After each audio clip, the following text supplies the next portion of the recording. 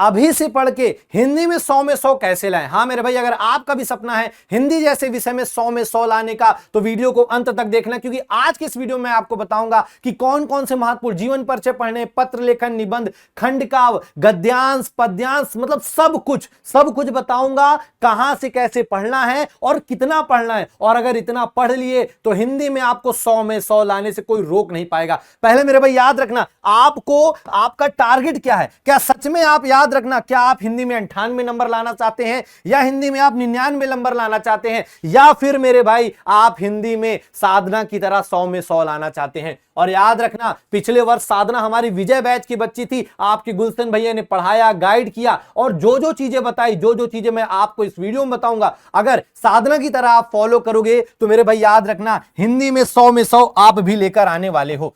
तो सबसे पहले मेरे भाई हम अगर वीडियो को स्टार्ट करें उसके पहले आपको एक वीडियो देखना पड़ेगा। हाँ, इसी चैनल पे आपको मोर पे क्लिक करोगे, डिस्क्रिप्शन बॉक्स में मिल जाएगा। इस वीडियो में मैंने आपको बताया है कि हिंदी में 70 में 70 वाली कॉपी कैसे लिखें, क्योंकि कैसे पढ़ना है वो तो हम अभी जान लेंगे, लेकिन कैसे लिखना है हिंदी में 70 में 70, 100 में 100 लाने के लिए आपको कैसे क्या क्या लिखना है वो आना चाहिए। वो आप इस वीडियो को देख लोगे तो आपको आ जाएगा, और 2,39,000 से ज्यादा बच्चों ने इसको देख लिया है। अब देखो, हिंदी में आपको यहां पे 100 दिख रहा होगा, लेकिन आपको पता है यूपी बोर्ड में मेरे भाई 100 नंबर नहीं, आपका 30 नंबर का प्रैक्टिकल होता है और 70 नंबर का आपका रिटन एग्जाम होता है। इस 70 में से भी मेरे भाई 20 नंबर को आपको पता है एमसीक्यूज आते हैं, और 50 नंबर का आपका लिखने वाला आता है। तो सबसे पहले बात करते हैं, ये जो 20 नंबर का एमसीक्यू है ये किस किस चैप्टर से कहां से पूछा जाता है। तो सबसे पहले याद रखना, आपका हिंदी गद्य के विकास का संक्षिप्त परिचय,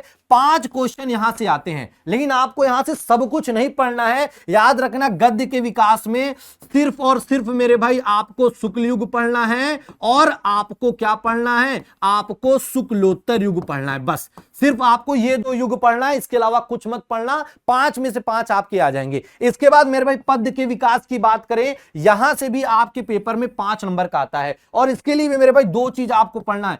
एक आपको पढ़ना है रीतिकाल, और दूसरा आपको पढ़ना है आधुनिक काल। बस इसके अलावा याद रखना कुछ और एक्स्ट्रा पढ़ने की जरूरत नहीं है। इसके बाद आपका व्याकरण आता है, जो आपका 10 नंबर का। अब व्याकरण कहां से कौन कौन से टॉपिक पढ़ने, याद रखना हिंदी में बहुत कुछ है, लेकिन जितना मैं बता रहा हूं सिर्फ उतना पढ़ के आप हिंदी में पूरे नंबर ला सकते हैं। सबसे पहले काव्यगत सौंदर्य में आपको रस पढ़ना है। रस वैसे तो 9 प्रकार के हैं, लेकिन सिर्फ आपको हास रस और करुण रस पढ़ना है। इसके बाद मेरे भाई अगर अलंकार की बात करें तो अलंकार भी आपको बहुत दिख जाएंगे, शब्दालंकार, अर्थालंकार, लेकिन आपको सिर्फ उपमा, रूपक और उत्प्रेक्षा पढ़ना, यहीं से आपके पेपर में एमसीक्यूज आएंगे। इसके बाद छंद की बात करें, छंद भी बहुत सारे हैं, लेकिन सिर्फ आपको सोरठा और रोला पढ़ना है। अगर और आगे बात करें तो आपके उपसर्ग, याद रखना उपसर्ग हिंदी में बहुत सारे हैं, लेकिन आपको सिर्फ ये जितने उपसर्ग यहां पे दिख रहे हैं सिर्फ इतने उपसर्ग पढ़ने हैं। इसके बाद समास की बात करें, समास तो भाई 6 प्रकार के होते हैं, लेकिन समास में याद रखना सिर्फ आपको द्वंद्व, द्विगु, कर्मधारय और बहुब्री, इसके अलावा कुछ नहीं पढ़ना है। इसके बाद तत्सम, तद्भव और आपको पर्यायवाची, ठीक है मेरे भाई। और इसके बाद आपका संस्कृत व्याकरण में याद रखना सर्वनाम और तद और युष्मत का, इसको आपको रूप पढ़ना है। इसके बाद आपका वाक्य का स्वरूप आता है, बहुत बेसिक प्रश्न आते हैं। इसके बाद आपको वाच्य प्रयोग और वाच्य परिवर्तन, यह भी बहुत छोटा सा टॉपिक है, इसमें भी बहुत डिटेल में नहीं जाना, ऊपर ऊपर के प्रश्न आते हैं। इसके बाद आपका पद परिचय, जिसमें आपसे विकारी और अविकारी, बस सिर्फ इतना व्याकरण में अगर आप पढ़ोगे तो 10 नंबर इधर से और प्लस 10 नंबर हिंदी गद्य पद्य साहित्य के इतिहास से आ जाएगा। इसके बाद मेरे भाई गद्य खंड आ जाता है। हाँ, सबसे इंपॉर्टेंट याद रखना, गद्य खंड से आपके पेपर में 11 नंबर का आपका पूछा जाता है। 5 नंबर का इसमें जीवन परिचय आता है। तो जीवन परिचय के लिए कौन कौन से आपको लेखकों का जीवन परिचय याद करना है मैं अभी से बता दे रहा हूं। रामचंद्र शुक्ल, जयशंकर प्रसाद, राजेंद्र प्रसाद, भगवत आपका सरल उपाध्याय। अगर इन चारों का जीवन परिचय याद कर लोगे, 5 में से 5 लाने से आपको कोई रोक नहीं सकता है। बाकी का जीवन परिचय चाहे आप ना याद करो। अब आपको पता है 6 नंबर की आपके पेपर में व्याख्या आती है, तो व्याख्या के लिए क्या क्या पढ़ना है, तो याद रखना व्याख्या के लिए भी आपको मित्रता, इसके बाद भारतीय संस्कृति, इसके बाद ईर्ष्या तू न गई, मेरे मन से, और मेरे भाई आपका अजंता, ये चारों चैप्टर याद रखना। अगर आप तैयार करते हैं तो पेपर में एक भी आपका गद्यांश नहीं छूटने वाला और 11 में से 11 नंबर आपके आने वाले हैं।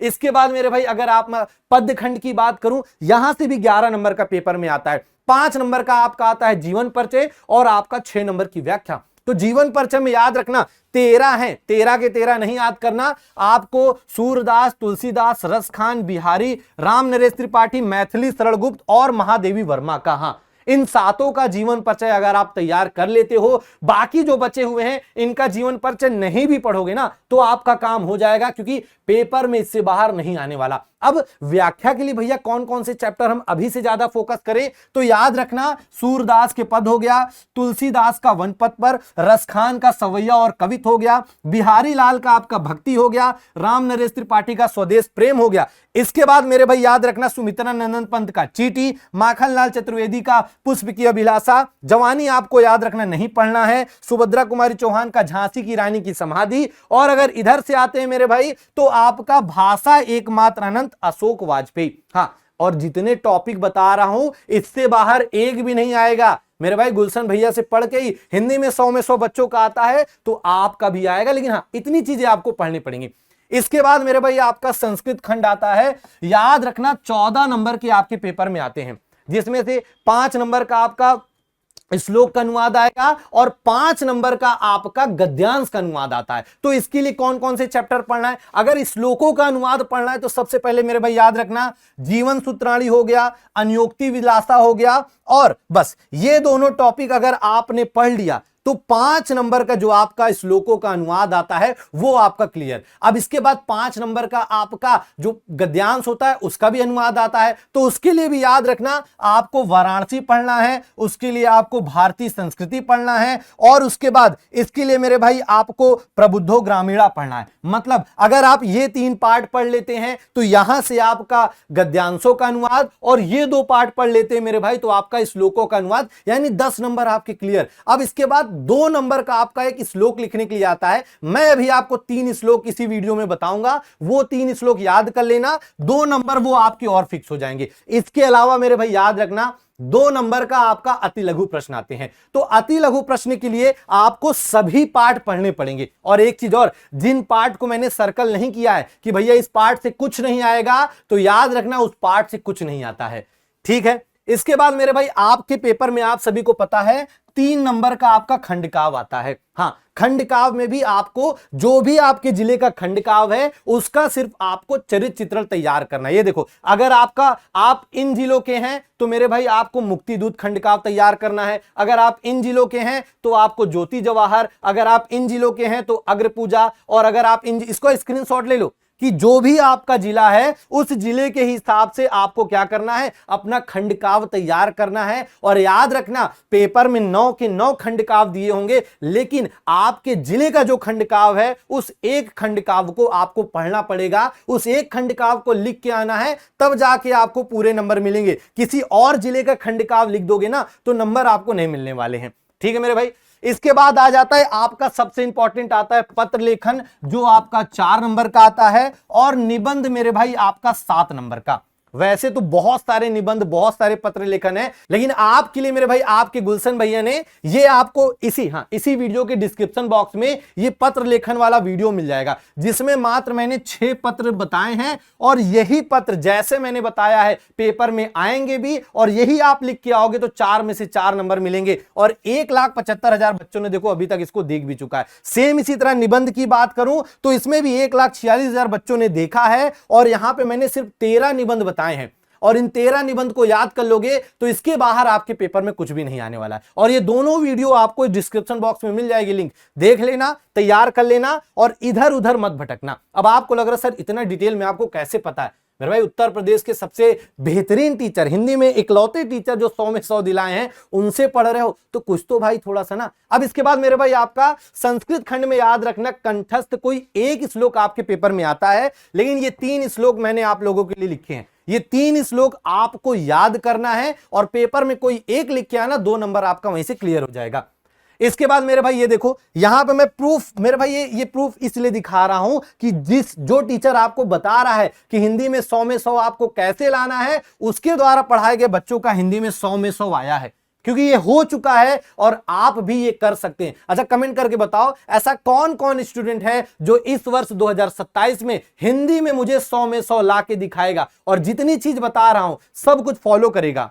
ठीक है मेरे भाई, और याद रखना हिंदी में 100 में 100 लाना है तो गुलशन भैया से पढ़ के जाना है। ठीक है मेरे भाई, और अब आपको कुछ कमेंट करके बताना है क्या, सबसे पहले याद रखना मेरे भाई क्या, कि हिंदी में आपका टारगेट क्या है। हाँ, और मैं फिर से बोल रहा हूं मेरे भाई, अगर कोई आपसे सोचने के लिए बोले ना तो सबसे ज्यादा सोचो, तो यानी कम से कम याद रखना हर बच्चा कमेंट करके जाएगा सर 100 में 100, 100 में 100। दूसरा मेरे भाई, हिंदी में 100 में 100 कौन कौन ला के दिखाएगा, और जितने बच्चे आज कमेंट कर रहे हैं जब आपका रिजल्ट आएगा दोबारा आके फिर से आपको कमेंट करना होगा सर मैं लेकर आया। और याद रखना मेरे भाई, इसी चैनल पे हर सोमवार को शाम को 7 बजे से 9 बजे तक आपकी गुलशन भैया की क्लास हिंदी की होती है, तो चाहे आप जो भी टॉपिक मैंने बताया वहां से पढ़ लो, या फिर मेरे भाई हर सोमवार शाम को 7 बजे से 9 बजे तक मेरे साथ जुड़ो और हिंदी में 100 में 100 कैसे लाओगे मैं पढ़ाऊंगा, मैं बताऊंगा और क्लास में ही एक एक चीज आपको याद कराऊंगा। बाकी मिलते हैं मेरे भाई आपसे अगले वीडियो में, तब तक अपना ध्यान रखो, तैयारी करते रहो और याद रखना हिंदी में 100 में 100 लाना है तो गुलशन भैया से पढ़ के जाना है।